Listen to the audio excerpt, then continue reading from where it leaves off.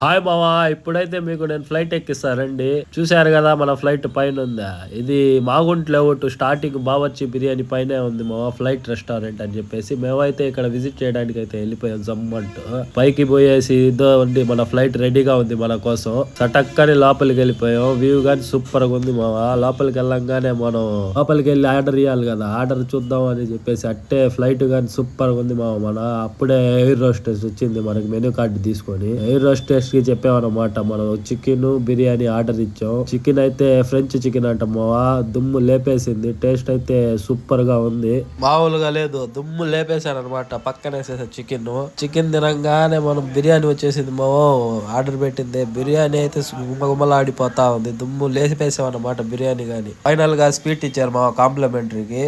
అదంతగా బాలేదు కేసరి. ఏదైనా మనం థమ్సప్ తాగేసి దుమ్ము లేపేసాం. లాస్ట్ లో బిల్లు మాత్రం 1500 వేసేసాడు.